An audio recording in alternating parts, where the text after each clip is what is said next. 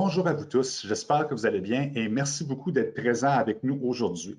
Aujourd'hui, nous allons discuter du Code pénal français, à savoir dans quelle mesure est-ce que la loi Sapin 2 a réussi à prévenir les actes de corruption et de trafic d'influence.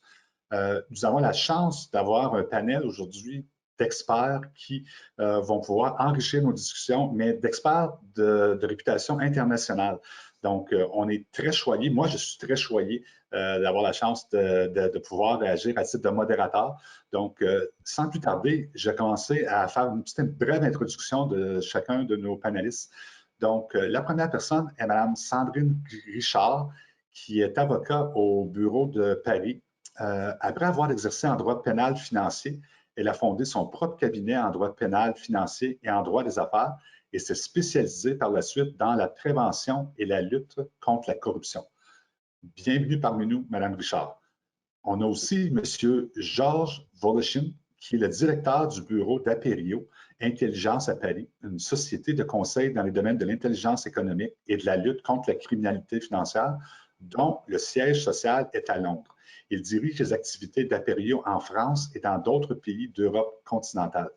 Merci beaucoup de vous joindre à nous, M. Voloshin. Et finalement, et non le moindre, M. André Jacquemet, qui a fondé en 2003 la société BPA, qui est spécialisée dans les domaines de la compliance et de la gouvernance des organisations pour protéger les entreprises et ses dirigeants, ainsi que permettre un développement pérenne. Il est reconnu par l'OCDE comme expert en matière de lutte contre la corruption et est impliqué auprès de l'ISO dans la rédaction de diverses normes ISO. Monsieur Jacquemet, merci beaucoup de vous joindre à nous aujourd'hui. Donc, j'ai fait une brève introduction de chacun d'entre vous. Vous pourrez par la suite peut-être rajouter des choses si vous voulez. Je vais commencer sans plus tarder parce qu'on a beaucoup de matière à couvrir et je crois que ça va être très intéressant. Donc, j'aimerais commencer notre discussion en demandant la première question à Mme Sandrine Richard. Mme Richard, est-ce que vous pourriez un peu discuter avec nous du rôle que détient l'Agence française anticorruption et aussi de son pouvoir de dissuasion? Bonjour à tous, merci Monsieur Tasset, Marc, pour cette brève introduction.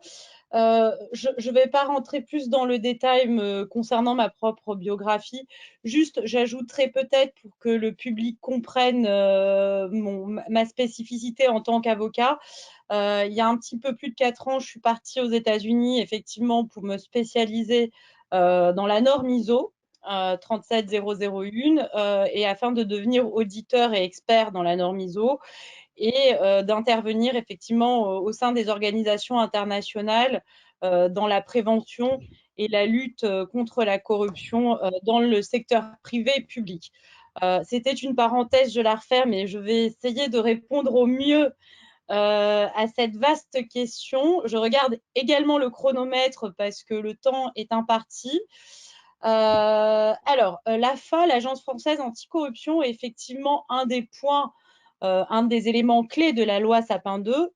Et effectivement, en 4 ans, je pense qu'aujourd'hui, la loi Sapin 2 s'est effectivement imposée comme une référence juridique incontournable, démontrant qu'elle était évidemment une loi utile et nécessaire.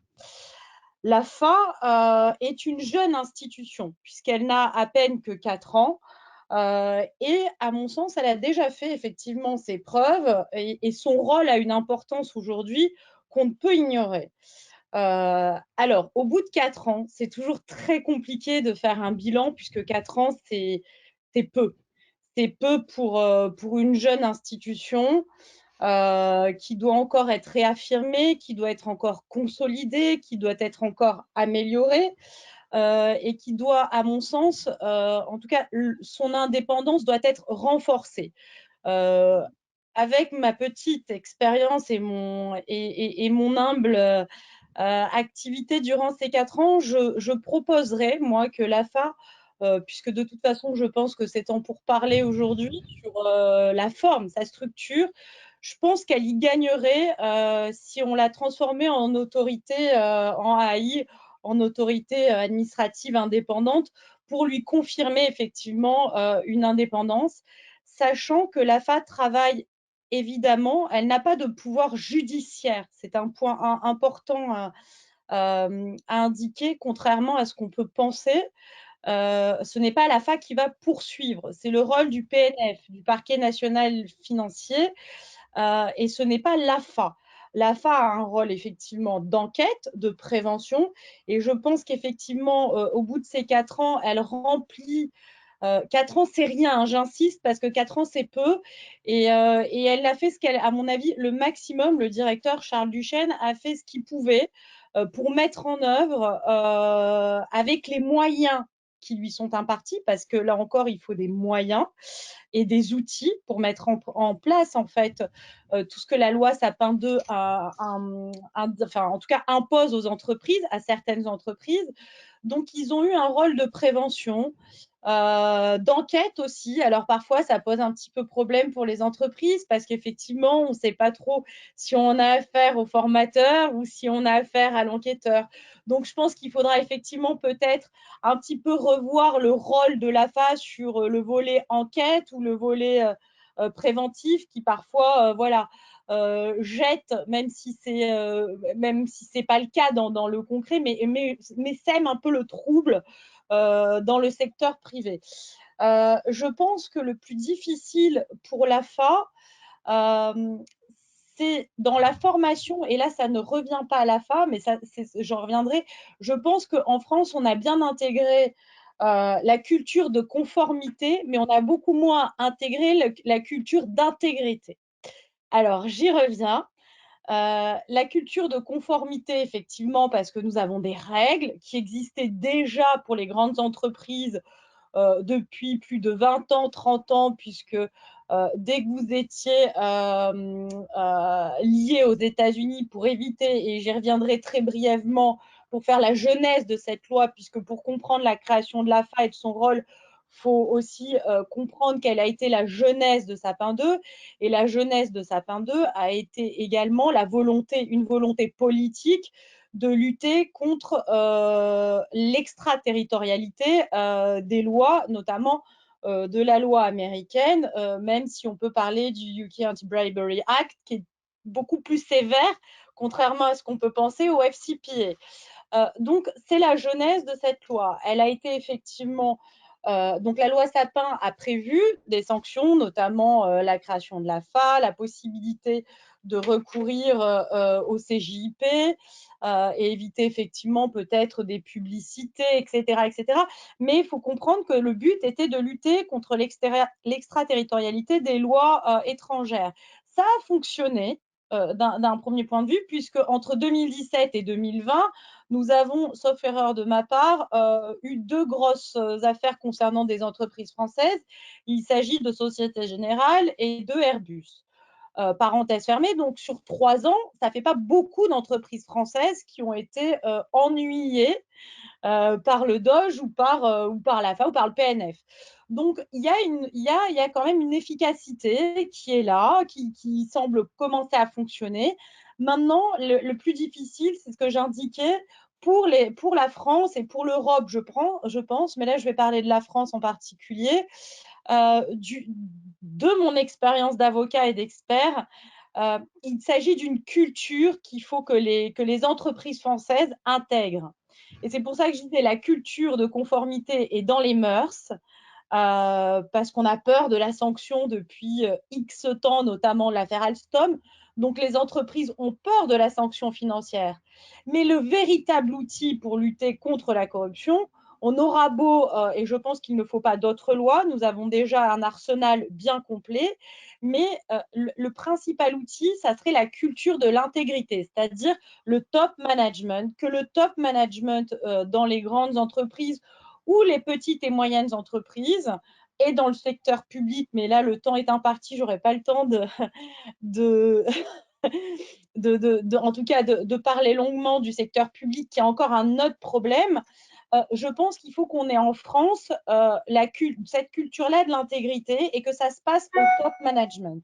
C'est au top management, encore une fois, de faire passer et de faire prendre conscience à tous ces salariés qu'il ne doit y avoir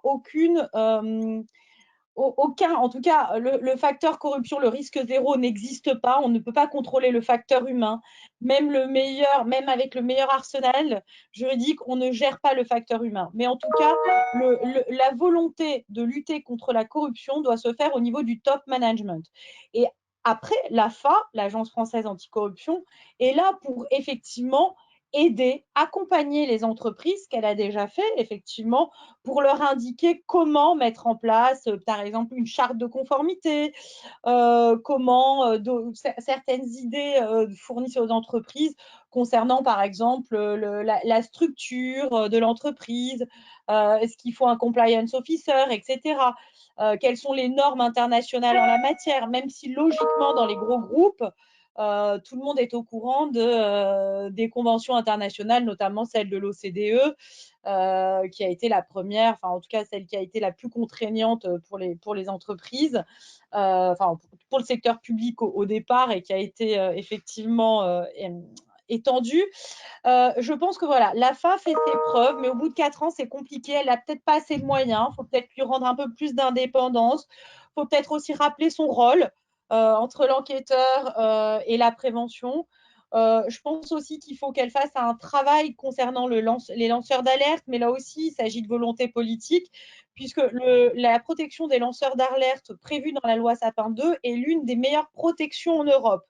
La problématique, c'est que de toute façon, elle manque d'effectivité en France parce qu'il y a encore beaucoup de problématiques à mettre en place.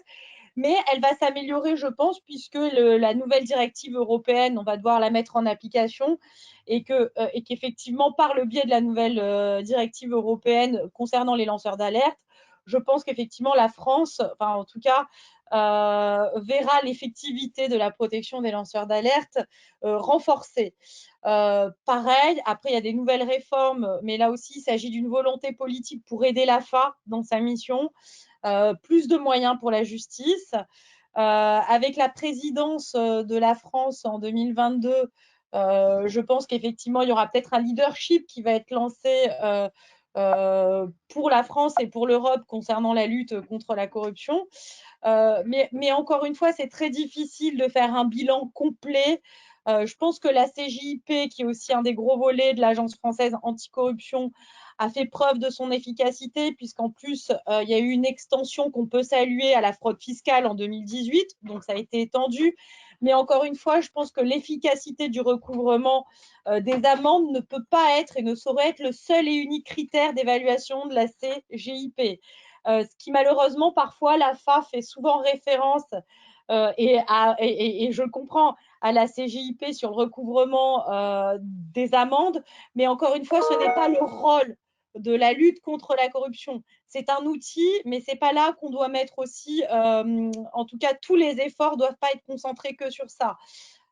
Les lanceurs d'alerte, j'en ai parlé. Je pense qu'il y a aussi le registre des représentants d'intérêt. C'est une réforme encore un petit peu inaboutie, voire un petit peu décevante. Je pense que la FAP a peut-être un rôle à jouer effectivement à ce niveau-là, puisque ce registre est hyper complexe. Il entraîne une lourdeur administrative réelle qui existe déjà, mais qui est encore plus imposante pour les représentants d'intérêt, et sans pour autant fournir des données réellement utiles. Donc, je crois qu'il faudrait revoir par le décret d'application, enfin, je pense qu'il doit être revu en profondeur. Et l'AFA pourrait aider également à ça. J'invite également l'AFA à faire peut-être un petit peu plus de partenariat avec les universités et le secteur privé. Fonctionner main dans la main, même si ce n'est pas la culture française, ça commence à le devenir. Contrairement à l'Amérique du Nord, notamment le Canada et les États-Unis, qui ont cette culture, ce patriotisme économique que j'appellerais, où on travaille effectivement pour lutter contre la corruption secteur public et privé ensemble. Et je pense que c'est une des clés de succès, en tout cas dans cette lutte. C'est même un des points phares. Mais je pense qu'effectivement, l'AFA pourrait améliorer son partenariat avec les entreprises privées et accompagner également le secteur public qui manque d'accompagnement. Je ne sais pas si j'ai terminé mes 10 minutes. Oui, oui, effectivement, vous les avez bien remplis, mais c'était très Voilà, passionnant. Donc, de faire au maximum, même si on peut en parler des heures et des heures. Mais voilà, faut pas oublier que l'AFA seule ne peut rien faire et qu'il faut un engagement des dirigeants et une culture d'intégrité qui doivent être renforcées. Voilà, j'en dirai pas plus, je reste ouverte aux prochaines questions. Écoutez, J'ai merci essayé de beaucoup. faire court. Merci beaucoup. Et j'ai vraiment aimé quand vous avez mentionné, ils ont très bien intégré la culture de la conformité, mais moins bien intégré la culture de l'intégrité. J'ai Et essayé cette de super résumer. house, je vais m'en servir dans mes salles de cours, c'est certain. Sur ce, je vais enchaîner en cédant la parole à Georges. Donc, Georges, j'ai une question pour toi.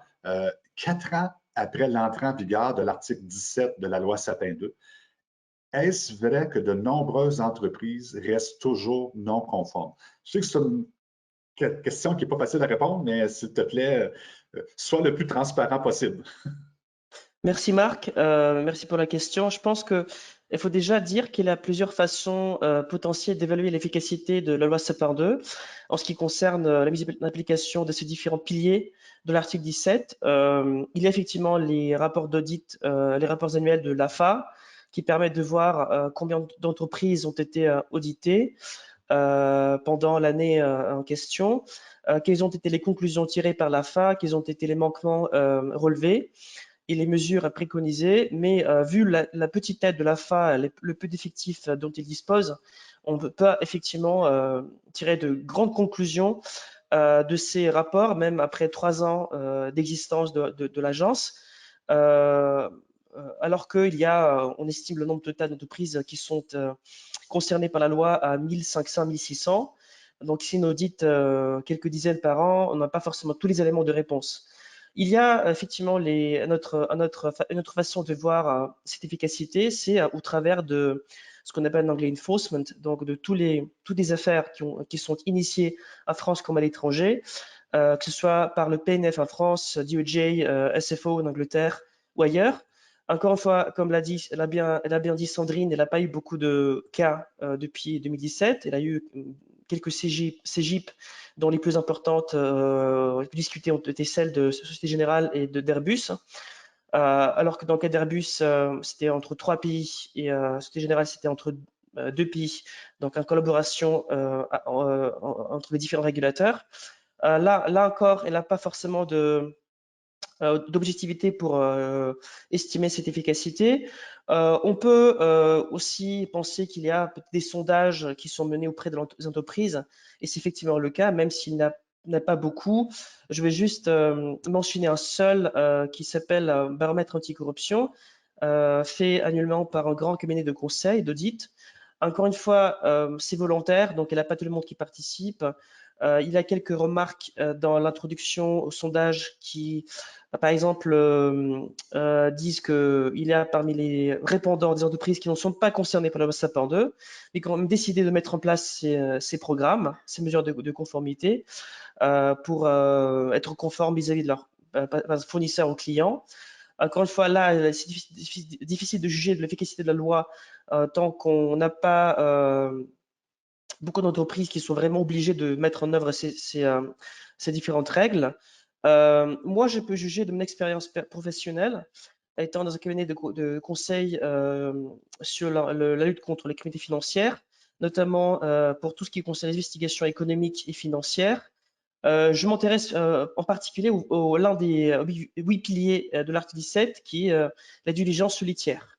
Quelque chose qui, pour moi, même sans minimiser l'importance des autres piliers, dont il y a plusieurs qui sont vraiment fondamentaux et qui sous-tendent toute conformité, je pense que celui-là est quand même très proche du terrain parce qu'il concerne des projets concrets que mettent en œuvre des entreprises avec l'aide de leurs commerciaux, des agents commerciaux sur place, de leur personnel déployé dans différents pays.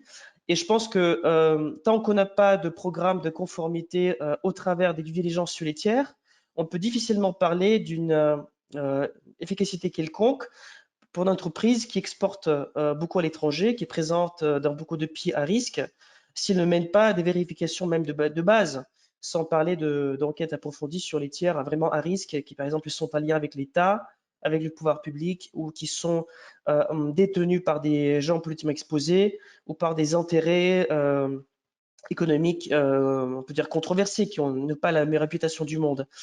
Donc là, si on reprend le dernier baromètre anticorruption de ce cabinet d'audit que je mentionnais, sans le nommer, il y a le moins de progrès, en fait, depuis 3 ans sur ce volet. Il y a moins de 20% de conformité sur le volet anti-diligence sur les tiers, alors qu'il y en a beaucoup plus de 40%, près de 50% sur les autres, comme code de conduite ou règles comptables. Parce que, bon, il n'est jamais facile de mettre en place un code de conduite qui soit non seulement juste un bout de papier, mais soit appliqué par tout le monde. Mais c'est quand même plus simple du point de vue formel d'avoir quelque chose d'écrit au sein d'une structure que d'avoir un programme de due diligence en continu qui sera déployé en temps réel par le business, surtout, parce que ce sont les gens qui gèrent les projets sur le terrain, qui sera aussi revu, le cas échéant, par la deuxième ligne de défense, si je prends la terminologie financière, donc la fonction compliance propre à l'entreprise, et qui soit aussi revue, en cas de besoin, par l'audit, la fonction audit. Je pense que là, il y a quand même beaucoup de progrès à faire. Ce que je constate, c'est qu'il y a beaucoup d'entreprises en France qui sont à la pointe sur Sapin 2 parce qu'ils sont concernés par d'autres lois du même type, comme le FCPA ou le Bribery Act. Les grosses entreprises françaises qui savent qu'ils sont sous le coup de l'américaine et qui peuvent avoir n'importe quel jour un problème quelque part dans le monde qui sera relevé par le DOJ, qui a beaucoup de puissance, beaucoup plus que l'AFA ou le PNF, tant qu'il y a ces entreprises qui ont ces réglementations qui s'imposent à elles, je pense que, et je le vois tous les jours, qu'ils ont vraiment beaucoup d'intérêt, ils ont tout intérêt à mettre en place la loi Sapin 2. Parce que déjà, il y a beaucoup de choses qui vont se recouper entre le FCPA, la loi Sapin 2 et le Bribery Act, avec des nuances, bien sûr, qu'on ne va pas traiter ici. Mais aussi parce que, de leur point de vue, ça ne sert à rien de ne pas le faire, parce que le risque est toujours là.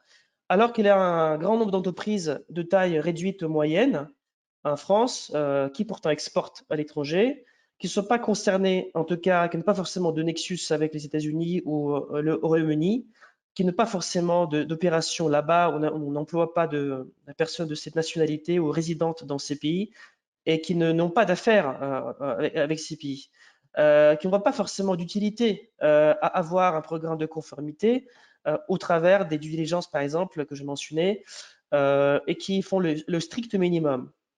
Et je pense que c'est là qu'il y a un gros problème, que la conformité au sens global du terme et la conformité au sens strict des opérations de contrôle qu'on mène, que ce soit au niveau comptable ou au niveau des opérationnels, c'est quelque chose qui est aujourd'hui vu comme une source de dépenses énormes pour l'entreprise, qui sont chiffrées à des millions d'euros, alors que les bénéfices qu'on peut en tirer sont parfois négligés. Donc, en tout cas, elles ne sont pas mises en avant. Et je pense que c'est quelque chose qui nuit beaucoup à la mise en place de ces programmes en interne, parce qu'il n'a pas forcément de compréhension des bénéfices, surtout sur le long terme, que cela peut apporter. Et à mon avis, je vais juste continuer sur cette logique et je vais mentionner quelques causes, à mon avis, quelques causes profondes de cette mauvaise compréhension des bénéfices, je ne dirais pas potentiels, mais je dirais réels, de la Sapin 2 et des lois similaires. Pour ce qui concerne la France, je pense qu'il y a un gros problème fondamental qui est à l'origine de la Sapin 2. Comme l'a dit Sandrine dans sa présentation, il y a au départ une volonté politique de protéger les entreprises françaises de l'extraterritorialité américaine, après les affaires Alstom, Total et autres. Ce qui est tout à fait normal. Je pense que pour le gouvernement, c'est tout à fait une cause noble, une raison légitime. Mais quand on mène avant cette raison uniquement, on oublie souvent qu'en France, il y a un vrai problème de corruption, à l'exportation en tout cas. Quelque chose qui a été relevé encore en 2014 par l'OCDE par rapport à la France, il a de gros problèmes par exemple, de poursuites judiciaires contre les personnes qui corrompent et qui sont corrompues par ces corrupteurs. Et c'est donc ces 3 ans avant l'article 17, 2017. Il y a, à mon avis, un manque de prise de conscience du problème de corruption en France, qui nuit aussi beaucoup à la mise en œuvre de cette loi, parce qu'on est toujours dans une logique défensive, c'est-à-dire on est sur la défensive, on est là pour se protéger contre l'extraterritorialité. Et si il y a quelque chose qu'on doit mettre en place qui n'a jamais été fait, c'est parce que quelqu'un nous oblige à le faire. Comme c'est une obligation, une contrainte extérieure qui nous est imposée. Alors que je pense qu'une façon tout à fait bénéfique aurait été de dire que c'est quelque chose qu'on met en œuvre pour nous protéger, pour le bien, pour tout le bien de nos clients, de nos collaborateurs, de nos parties prenantes, donc au sens large, toutes les personnes qui sont concernées par notre activité, tous les gens qui nous achètent nos produits, qui sont nos fournisseurs, qui ont leur business avec nous, et toute la communauté entière, on peut dire aussi. Donc, dans une logique plus proactive, plutôt positive. Je pense que c'est un gros problème. On y viendra, je pense, avec le temps.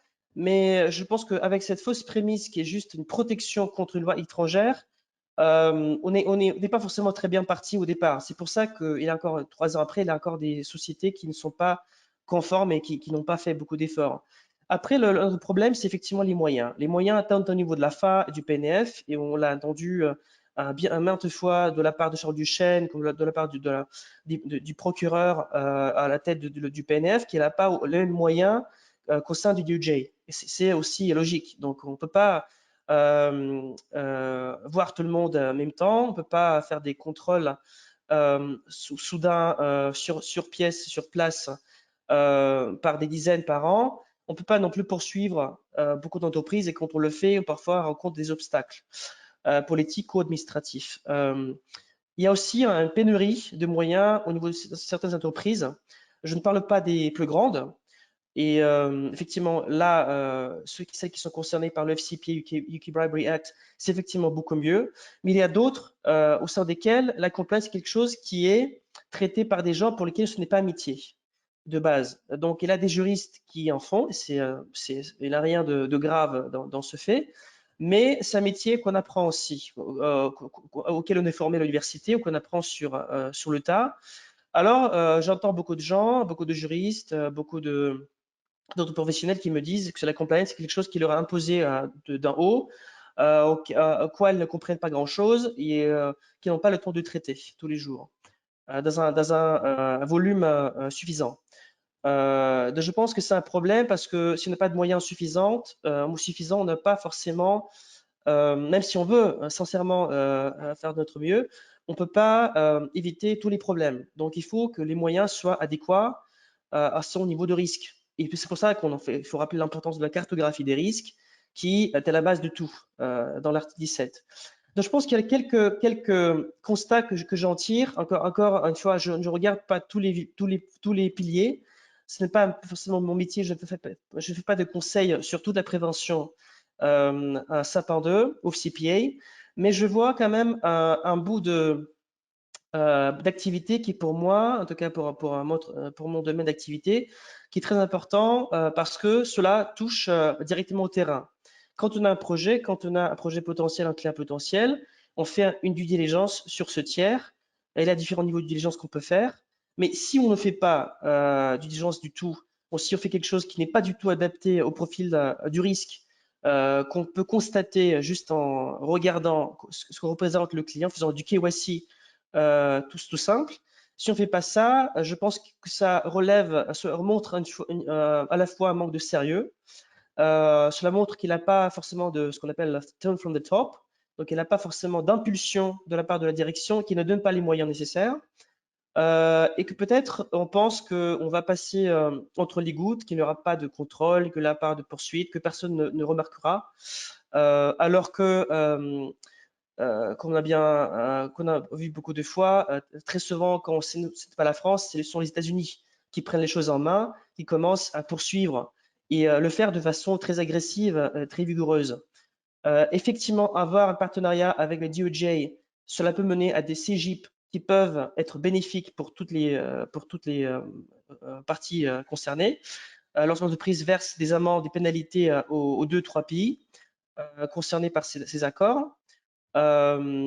Mais cela n'est pas garanti. C'est-à-dire qu'il peut y avoir un cas demain où il y aura encore une entreprise qui sera poursuivie aux États-Unis par le DOJ, qui paiera toutes les amendes aux États-Unis par la France, et que ce sera dû au manque de vigilance en interne, au manque de sérieux, et au fait que malheureusement les entreprises ne sont pas forcément très intimidées par l'AFA telle qu'on la connaît aujourd'hui. Je suis d'accord avec Sandrine qu'il faut la renforcer, ou en tout cas réformer encore une fois son champ d'application, peut-être revoir un peu quelles entreprises il doit contrôler, lui donner plus de moyens ou lui accorder des fonctions de, je sais pas, de poursuite peut-être, en tout cas, lui donner plus de pouvoir pour qu'il fasse son travail de la meilleure façon possible. Merci beaucoup, Georges. C'était très détaillé et aussi très pertinent. Donc, merci. Et sur ça, je vais enchaîner. Ça tombe justement bien. Je vais enchaîner avec André. André, pour faire un peu suite à ce que Georges mentionnait, est-ce que tu pourrais, comme tel, partager avec nous, selon toi, quelles sont les limitations que vous avez constatées avec l'Agence française anticorruption? Ok, Marc, merci. Bonjour à toutes et à tous. Alors effectivement, je dois quand même vous dire aussi que le prisme que j'utilise, c'est que j'ai eu la chance de vivre en 2003 la définition de la fonction compliance au niveau du comité de Bâle qui regroupe les banques centrales, et parce que je participais à travaux avec la commission bancaire à l'époque. Et donc, ça explique aussi le recul que j'ai et qui m'a permis en 2007 de construire pour un grand groupe du CAC 40 de la fonction compliance worldwide. Okay, donc, je suis coté à New York, je suis coté à Paris, je suis coté ailleurs. Qu'est-ce que je fais? Voilà, donc ça, c'est mon background. Et effectivement, j'ai co-rédigé la norme ISO 37001 anticorruption à l'ISO, et je participe à d'autres normes de la même. Et j'ai eu la chance dernièrement de passer de l'autre côté du miroir et en étant appelé comme expert indépendant lors de la poursuite de l'AFA à l'encontre de la société Sonepar. Et ça, c'était passionnant parce que ça m'a permis de voir l'envers du décor, les forces et les faiblesses. Voilà. Donc c'est d'où je pars. Maintenant, effectivement, il est bon à rappeler à tout le monde que 2021, aujourd'hui, est une année assez intéressante. Assez intéressante parce que déjà, il y a l'évaluation de la France par l'OCDE, donc qui remettra un rapport au mois de décembre. Cette même OCDE qui, l'année dernière, a félicité et a élevé les États-Unis au rang de gendarme du monde en matière de lutte contre la corruption. Donc, je crois que c'est intéressant aussi de le rappeler. Hein. Il y a un certain nombre de perspectives et de challenges qu'il faut relever. Et puis, on a aussi la commission des lois qui est engagée depuis décembre dernier d'une consultation pour refondre, en tout cas améliorer la loi Sapin 2, qui a donné lieu effectivement à la création de l'AFA. Mais ce que j'ai vu aussi, c'est un certain nombre de limitations. Et alors, dans ces limitations, c'est que déjà, on s'aperçoit qu'on est sur des dispositifs asymétriques. On a parlé de l'extraterritorialité des lois, c'est vrai. Alors, il y a les US, certes, il y a les Anglais d'une certaine façon, vous avez les Russes, vous avez les Chinois, hein, et on est extraterritorial quand on porte intérêt aux intérêts chinois politiques. Donc, comme les sociétés sont des sociétés d'État, pour certaines, ça peut très vite mal tourner. Donc, on a aussi en France, on s'aperçoit que les sociétés étrangères ne sont pas forcément assujetties ou sont sous les ratios de la loi Sapin 2. Donc finalement, il peut y avoir des distorsions de concurrence. Donc je pense que ces notions de maîtrise de la concurrence entrante et sortante, on a parlé des groupes français qui, pour être poursuivis aussi, devaient être poursuivis dans le pays local pour être poursuivis en France, et ainsi de suite. Bon, il y a un certain nombre de limitations qu'il va falloir regarder pour qu'on ait un terrain de jeu qui soit homogène et aussi continuer à protéger les entreprises, parce que tel est le choix politique, c'est Sapin 2, c'est protéger les entreprises françaises avant tout. Ce qu'on voit effectivement, c'est qu'il y a quand même un déséquilibre patent entre les acteurs publics et les acteurs privés, sur lesquels on porte une charge monstrueuse. Bien. Donc, il faudrait peut-être aussi rééquilibrer cela, sachant que le Gréco a quand même pointé du doigt un certain nombre situation qui méritait une attention toute particulière, notamment dans le monde politique, public. Et pour ça, on attend avec intérêt les réponses au 5e cycle d'évaluation du Gréco, qui s'est tenu le 5 janvier 2020 de mémoire, et qui attend des réponses avant le 30 juin. Top départ. Donc, il serait temps effectivement de poser la question sur comment cohabite et quel est le plan entre l'Agence française anticorruption et la Haute Autorité de transparence, parce que c'est un point qui a été soulevé, et je crois que c'est dans le paragraphe 56 de mémoire du rapport du Gréco. Vous avez eu aussi le besoin d'établir des politiques qui impliquent peut-être les cartographies des risques de la gendarmerie nationale, de la police nationale. Aujourd'hui, je vais sur le site de l'AFA, où sont les cartographies des risques, surtout que la cartographie des risques, vous le savez tous, doit être multifactorielle. Donc effectivement, je vais prendre l'axe des pays, très bien, on va très vite se tourner vers Transparency International, mais pas que. Et c'est là où il y a un problème de culture aussi, parce que la culture du risque, Transparency International, j'ai été porte-voix un certain temps pour eux, mais c'est un prisme fiable, intéressant, mais c'est un prisme. Donc, on a besoin d'avoir d'autres éclairages. Donc aujourd'hui, où sont les autres sources? Donc effectivement, les évaluations de l'OCDE sont à considérer, le Gréco est à considérer, mais le faites-vous. Vous avez l'axe sectoriel, on en parle, mais où est aujourd'hui, pour la corruption, la cartographie française des secteurs d'activité? Parce qu'il y a des secteurs qui sont plus exposés que d'autres. Quels sont-ils? On l'a pour le blanchiment des capitaux. Est-ce qu'on l'a pour la corruption? Aujourd'hui, ça manque. Ensuite, vous avez effectivement l'axe des personnes physiques, personnes morales, on y reviendra avec la connaissance des tiers. Vous avez la connaissance des produits, des services. Bon, là, ça rentre de plein droit dans la cartographie des risques que vous connaissez habituellement, où effectivement, on va mettre une télécommande en plus dans l'expédition. Et une télécommande peut être un smartphone de très haut de gamme qui sera effectivement à l'attention des destinataires. Mais et puis, vous avez d'où vient et où va l'argent. Et là, effectivement, c'est un vrai point. C'est là où il y a le recoupement avec le blanchiment des capitaux, et c'est pour ça qu'il y a un certain nombre d'affaires proviennent du blanchiment des capitaux. Et les dispositifs aujourd'hui anticorruption qui fonctionnent vraiment bien sont les dispositifs anti-blanchiment. Et d'ailleurs, Airbus a été pointé du doigt parce que son rapport aux organismes de crédit, finalement, sous l'angle du dispositif anti-blanchiment aussi, a détecté des incohérences. Et ensuite, le réseau, le maillage s'est mis en place, la communication s'est faite à tous les niveaux et les procédures ont été déclenchées. Donc, les cartographies, oui, il y a d'une part des informations qu'on est toujours en droit d'attendre d'une administration nationale, et puis il y a une culture interne à développer. Il y a la notion de régime protecteur des lanceurs d'alerte, mais là, effectivement, la transposition de la directive lanceurs d'alerte va prendre effet. Il y a une consultation qui s'est terminée récemment et qui avait été lancée par le ministère de la Justice. Très bien. Alors, maintenant, dans tout ça, effectivement, l'AFA effectivement, protège certains intérêts, donc est souvent impliquée pour filtrer les informations que doivent les entreprises françaises à des autorités américaines. Donc c'est un rôle de passe-plat. Mais voilà, je pense qu'après 4 ans, maintenant, on aimerait bien avoir une organisation indépendante, vraiment indépendante, qui protège les entreprises françaises. Pour l'instant, ça passe, mais jusqu'à quand? Alors, je salue en tout cas, il faut saluer comme avancée majeure la refonte des recommandations, et j'invite tout le monde à les apprendre par cœur, parce qu'en fait, ces recommandations, en fait, ont donné un twist, ont donné un éclairage de présomption de conformité. Alors, cette fameuse présomption de conformité, c'est le terme juridique, mais qui finalement n'est autre quelque part que comply or explain.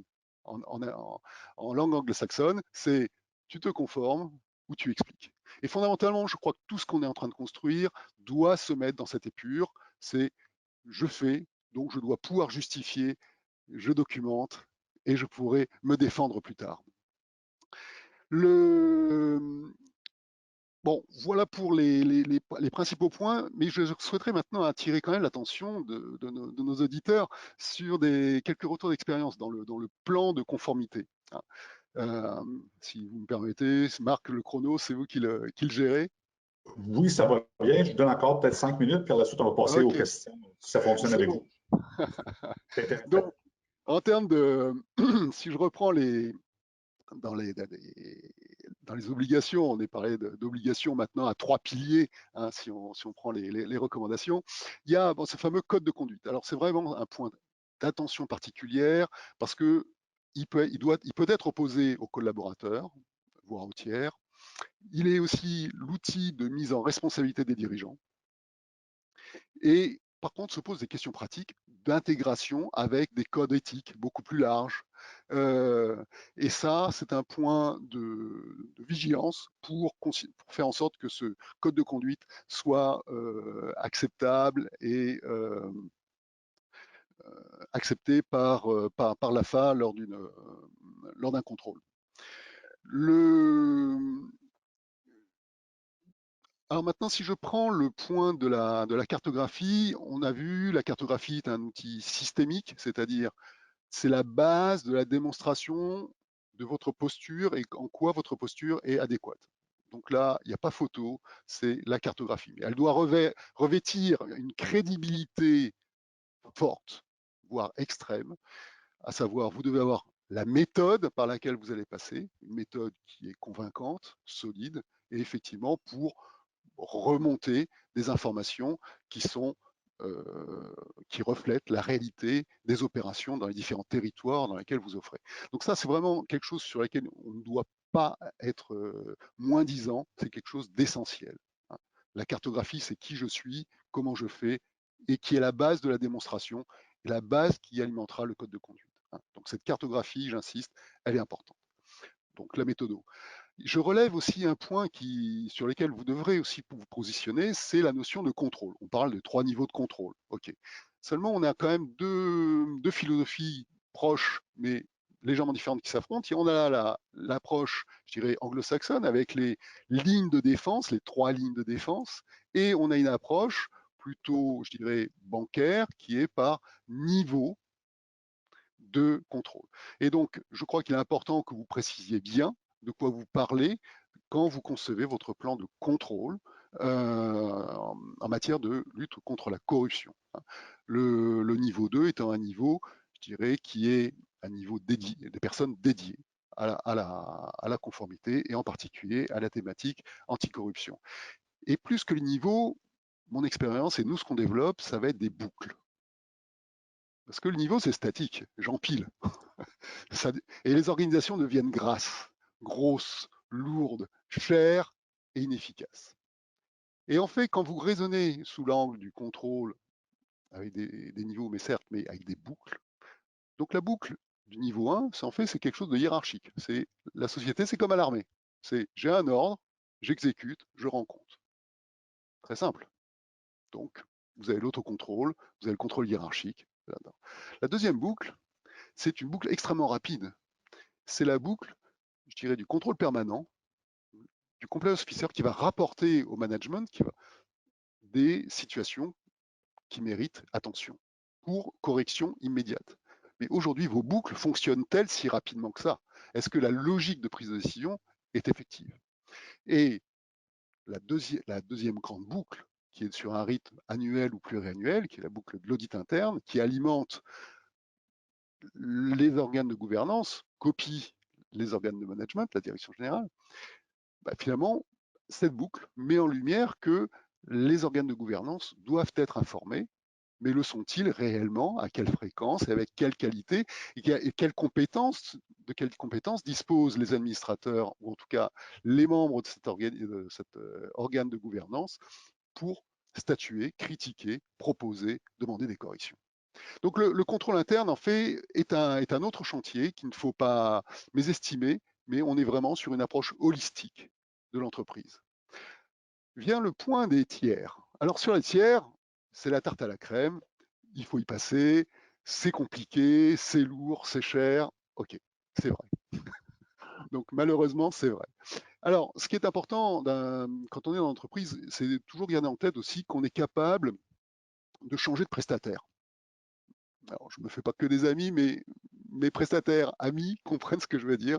C'est-à-dire qu'en fait, les prestataires ne sont pas tous égaux, ne vous fournissent pas d'une façon une information qui peut être interchangeable avec quelqu'un d'autre. Donc ça veut dire qu'en fait, vous devez avoir, vous, en interne, des méthodes qui vous permettent d'avoir une indépendance ou de mieux commander des contenus, des rapports, de diligence et ainsi de suite.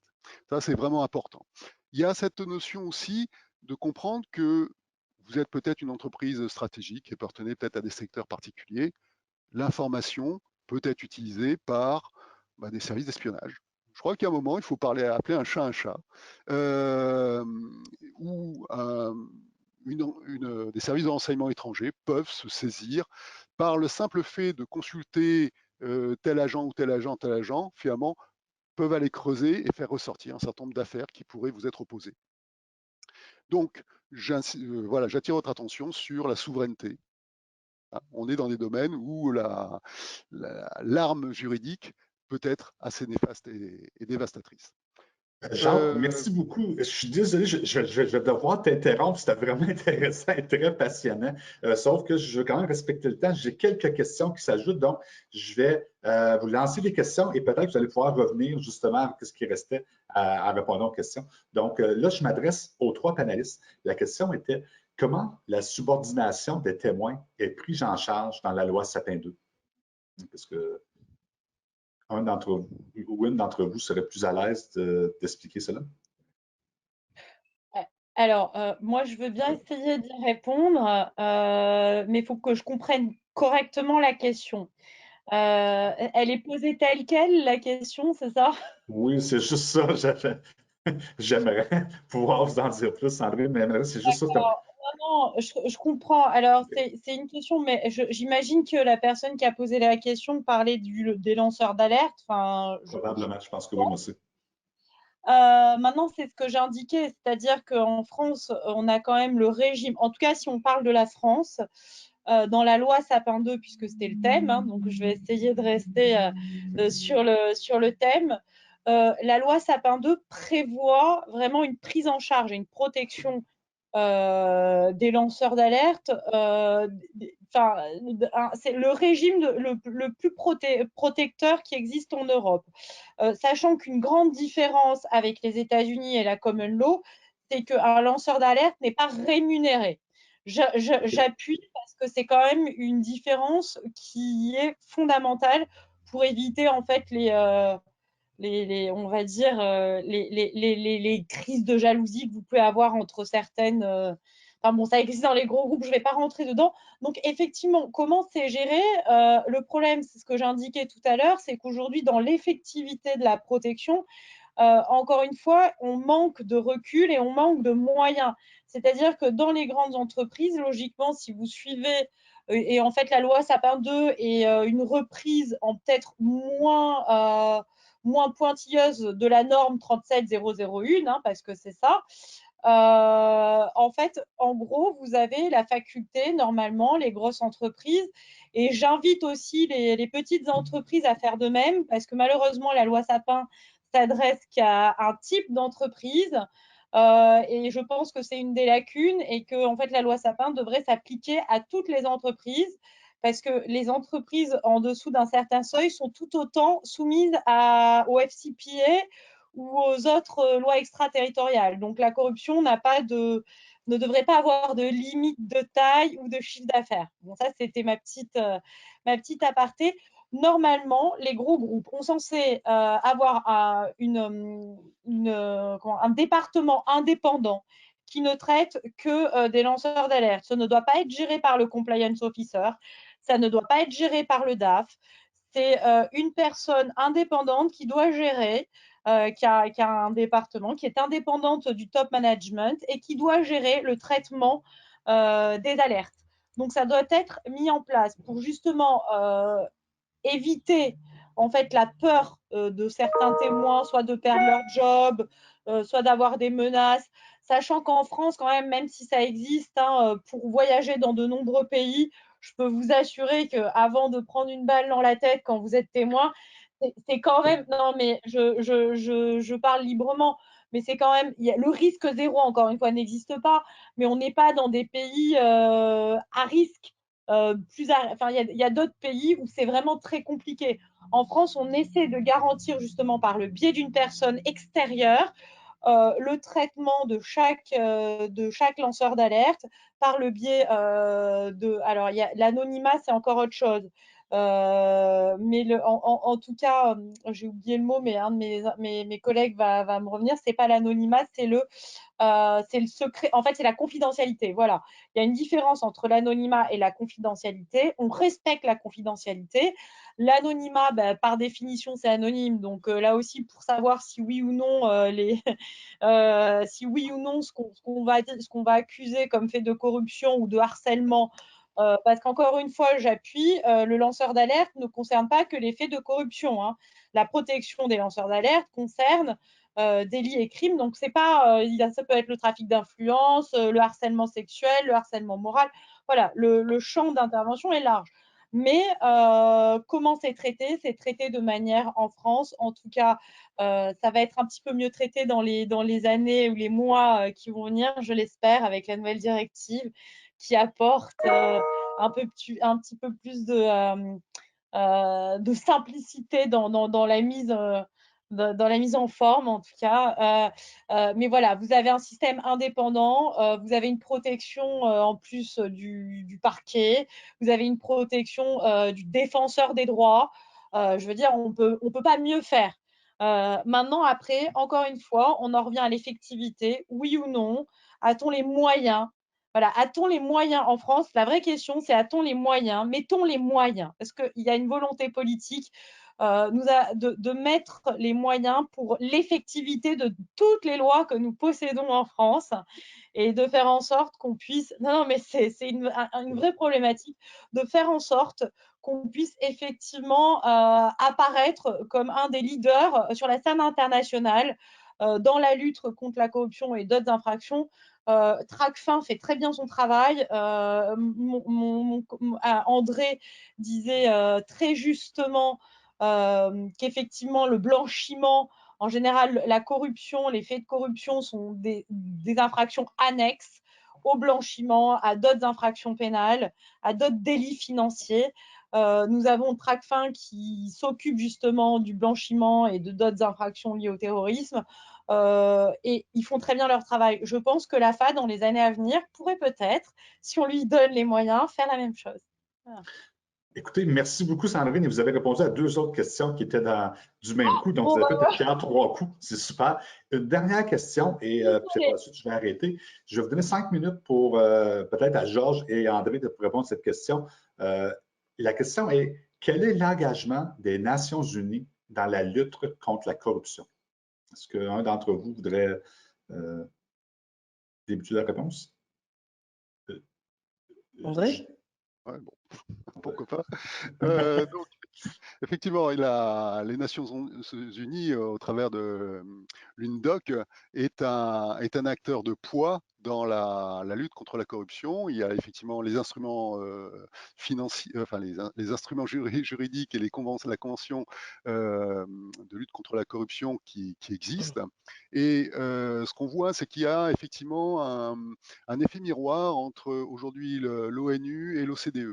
C'est-à-dire que l'OCDE regroupe, je dirais, 50 pays avec des participants, des observateurs. La Chine est observateur à l'OCDE. Par contre, au niveau de l'ONU, on a tous les pays. Donc en fait, ce qui se passe, c'est qu'on est en train de voir une montée en puissance au niveau de l'ONU pour développer un schéma qui sera qui va accompagner et compléter le schéma de l'OCDE. On voit un certain nombre d'actions, effectivement, du coup,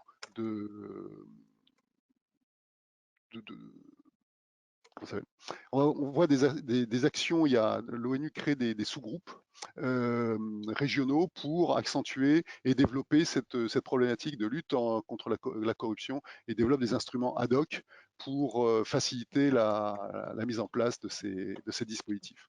Donc l'ONU, il faut le suivre. L'ONU dispose d'instruments financiers qui sont opposables parce que finalement les différents pays, ou quasiment tous les pays ont ratifié ces instruments, notamment la Convention de Mérida en particulier. Voilà. Donc l'ONU est parmi la pyramide des normes opposables, fait partie de ces organismes, des points de repère essentiels pour la lutte contre la corruption. Je ne sais pas si Georges a quelque chose à ajouter. Moi, Georges, je est-ce suis que tout à tu fait peux... d'accord avec André. Je pense qu'effectivement, l'ONU, c'est la seule plateforme universelle dont le cadre dépasse largement celui de l'OCDE. Je remarquerai qu'il y a le fait qu'il y a dans cette convention anticorruption, donc le seul, je peux dire le seul document de cette ampleur, de cette portée, qui soit juridiquement contraignant à l'échelle internationale. Il y a un chapitre important sur le recouvrement des biens mal acquis, ce qui permet en fait à beaucoup de pays pauvres qui ont souffert pendant des années sous des régimes corrompus des moyens juridiques pour récupérer des actifs qui ont été détournés par leurs dirigeants et placés dans des pays souvent occidentaux. Et donc, l'ONU aussi produit pas mal de méthodologies, pas mal de manuels méthodologiques là-dessus. Ils ont ici une base de données sur ce qu'ils appellent stolen assets, donc les actifs détournés, qui est alimentée quotidiennement. Il y a beaucoup d'informations intéressantes sur des affaires passées, présentes et sur les démarches qu'on peut engager pour aboutir à un succès. Je pense que, mais comme chaque fois avec l'ONU, je pense que plus on a de participants, surtout au niveau de l'ONU, plus on a des lourdeurs souvent. Donc je pense que pour de bons points de vue, on est plus en mesure de gérer ces différentes situations à un niveau moins vaste, moins important. C'est pour ça que donc André a mentionné les sous-groupes. Je pense qu'effectivement, plus on descend, plus on a des chances d'avoir un dialogue constructif. Mais le cadre effectivement onusien est le plus compréhensif possible et donc très intéressant. Marc, je te vole 35 secondes. Oui, vas-y, Bertrand. Pour rebondir avec ce que dit Georges, il y a une initiative qui est absolument géniale, que je l'ai expérimentée pour différents groupes, c'est celle effectivement des groupes de place. C'est-à-dire vous pouvez être dans un pays corrompu, mais vous entendez, pas au sens des ententes commerciales, mais vous entendez néanmoins avec vos concurrents pour mettre en place un cadre anticorruption que vous pouvez, dans laquelle vous invitez les donneurs d'ordre publics ou dirigeants politiques, responsables politiques. Voilà. Et donc, ce sont des démarches et ces grands organismes sont là pour aider à la mise en place de règles de marché qui soient, par exemple, enfin, si possible, exemptes d'actions de corruption de la part des dirigeants publics. Marc, Merci. ce que je Sandrine, oui, vas-y, il n'y a pas de problème. juste sur l'ONU, après, promis, je fais très court. Il n'y a pas de problème.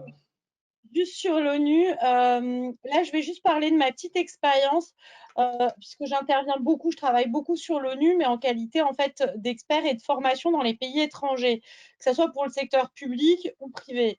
Et je pense qu'il y a quelque chose qui est fondamental dans les règles et dans le cadre international qu'il faut qu'on ait bien en tête, c'est qu'on ne peut pas imposer des règles et un système occidental à d'autres pays. Chaque État a ses propres spécificités dans la corruption. Que ça soit systémique, même si j'aime pas le terme, ou, ou culturel, ou sporadique, ce qu'on veut dire. Mais en tant qu'expert à l'ONU, ce qui est hyper important pour que ça fonctionne, c'est qu'il faut prendre en compte et la culture de chaque État membre, et l'histoire de chaque État, et la manière dont le public et le privé fonctionnent si on veut arriver à des véritables résultats. Et après, les aider dans l'implementation, c'est-à-dire dans la mise en œuvre des règles internationales, mais tout en prenant en compte leurs propres spécificités et en les formant et en les prévenant.